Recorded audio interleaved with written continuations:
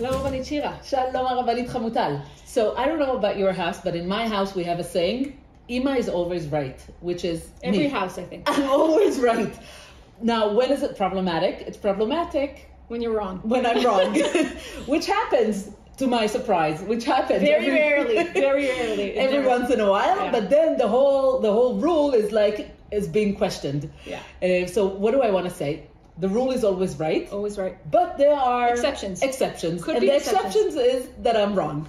And what I'm saying is that here in our Gemara, now in the third chapter of Masechet Sanhedrin, we have an example to this beautiful rule of Rava is always right, except to when Abaye is right. Yes. So it's very interesting. Abaye and Rava are a very famous chavruta in the Gemara. Usually we go according to Rava. But this week we're going to meet one of the 6 cases that are called Yael Kegam. These are the initials of these exceptions, where we say, okay, Rava, you're doing great, but this week we're going with Abaye. And we started the third chapter of Masechet Sanhedrin, and now we're talking about the witnesses. So if till now we spoke about the judges and how important that they will be righteous people and have a right mind and they'll know how to judge and rule according to the Torah and be sensible and yirat shamayim people. Now we're moving on to talk about the witnesses. Nachon, because the judges are only ruling according to what the witnesses are telling them. Right. So this chapter, basically we're shifting the importance to the witnesses. Right. So we have in this whole chapter talking about who are allowed to be witnesses and who are we going to disqualify as being witnesses. It could be people that we're saying that they're dishonest, or people that we're saying that we don't trust them. But it also can be people that the court is like caught. They are being caught in a lie, but not just in a regular lie, but they're being caught in a lie that let's give an example. Let's say I'm coming to the courthouse and I'm saying, I saw this man doing this crime on Sunday, 2:00 in this place. Yeah. And then other 2 witnesses are coming after me and saying, oh, we've been on Sunday at 2:00, we've been in Switzerland with that person, meaning he wasn't even there. So that is called Edim Zomemim. Edim, witnesses who are coming into the court, they're lying through their teeth, and then new set of witnesses are coming and are actually questioning their whole witness because they're saying, no, you were with us, so you cannot have been there to see that crime. They're not just questioning if it happened or it didn't happen. They're bichlal questioning the fact that the witnesses that are saying that they were not even there. And this is Edim Zomemim. So regarding Edim Zomemim, we have a machloket in between Abaye and Rava. Okay, but first we're going to go to the Psukim and see what the Torah says about Edim Zomemim. Because Edim Zomemim, it doesn't start in the Gemara. The Gemara is learning it from the Chumash. Yes. Dvarim. פרק י"ט, the Torah is saying, לא יקום עד אחד באיש לכל עוון ולכל חטאת בכל חטא אשר יחטא, על פי 2 עדים או על פי 3 עדים יקום דבר. First of all, we need more than one witness to judge according to, and then it says, what happens if a person gets up in the morning and says, I really hate this person. I'm going to pretend things happen, and I will say I saw the crime even though I did not. Some sort of a conspiracy. Exactly. כי יקום עד חמאס באיש לענות בו שרה, ועמדו 2 אנשים אשר להם הריב לפני השם, לפני הכהנים והשופטים אשר יהיו בימים ההם, ודרשו השופטים היטב. The judges have to make sure that the witnesses are not lying. If they caught them lying, והנה עד שקר, העד שקר ענה באחיו, ועשיתם לו כאשר זמם לעשות לאחיו, וביארת הרע מקרבך. If we have 2 witnesses who are lying and saying things that did not happen, we are going to put upon them what they wanted to do to me. Meaning, for example, if they're saying I murdered someone, which means I can get the death penalty, they will get the death penalty because they lied about me. And it could also be in mamonot, it could be regarding knasot, it could be regarding to money, but it could also be about nefashot. And if they are having a conspiracy against someone because they want the courts to kill him, the end result would be that he will get killed. Yes. Wow. Very dramatic. Yeah, very dramatic. So this is the machloket in between Abaye and Rava regarding Edim Zomemim. Yes. Abaye is saying, I'm on Daf Kaf Zayin, Ed Zomem, Abaye amar limfra unifsal, ורבה אמר מכאן ולהבא.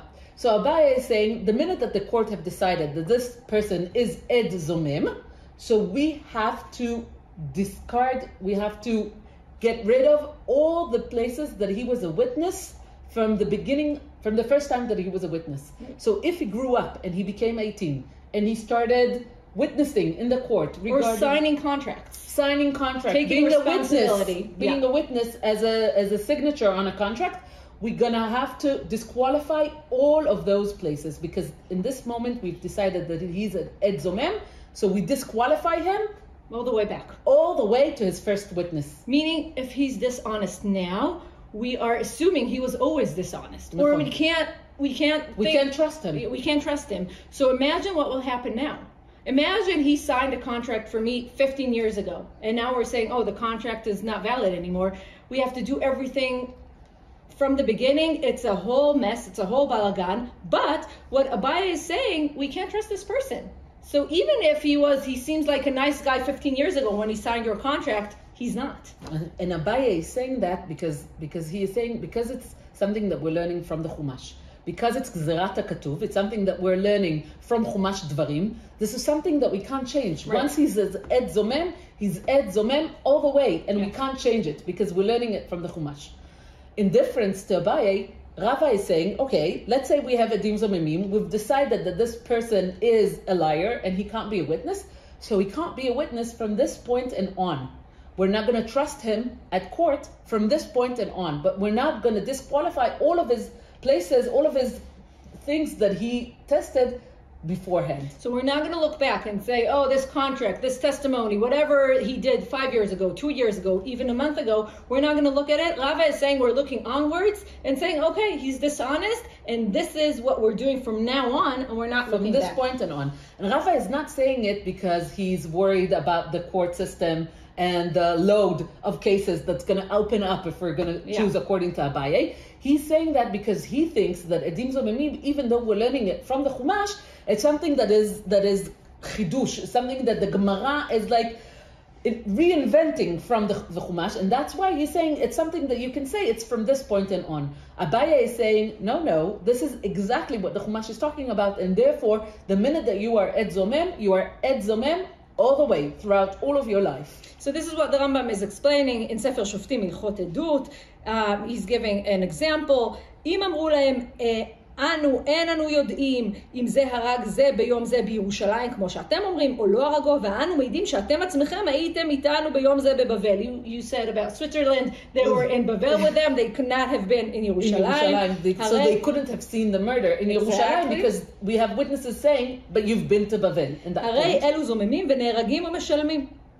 הואיל והעדים שהזימו אותם לא השגיחו על עצמה של עדות כלל, and it says, according to the Rambam, זה שהאמינה התורה העדים האחרונים, the one who disqualified the first set of witnesses, גזירת הכתובי. So this is what, according to Abaye, and this is the way we rule, and this is because this is what the Torah says. But going back to the whole discussion throughout the Gemara between the discussions between Abaye and Rava, so we always go according to Rava except for 6 cases, right? Except for 6 cases that the Gemara has given us initials, and it's called Yael Kegam, and Rashi is helping us out by opening and letting us know what does it stand for. So it stands for Yeush Shelo Midat, desperation. Yeah. It stands for Ed Zomem, which is the case that we're talking about right now. It's talking about Lechi Omed, this is something in Iruvin, about Kiddushin, about Gilui Dat Begitin, about Mumar She'ochel Nevelot. The Mumar that Ochel Nevelot, right now the Gemara is talking about Ed Zomem, and she's saying, oh, we're talking about something that Abaye and Rava are disagreeing about, but we're ruling according to Abaye.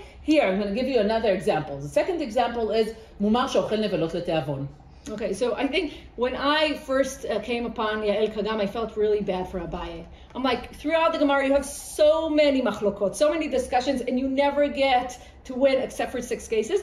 But now, when I reread and relearned this Gemara in the Sanhedrin, I said, everyone remembers. Everyone remembers. Yael Kegam. We all know what Abaye got to win, and it's very interesting to think about the different cases, and do they have something in common, that Abaye is very... persistent. Exactly. In his meta-halachic thought. Yeah. This is a good research. Yeah, good research. Look it up. Keep learning and know that you're always right.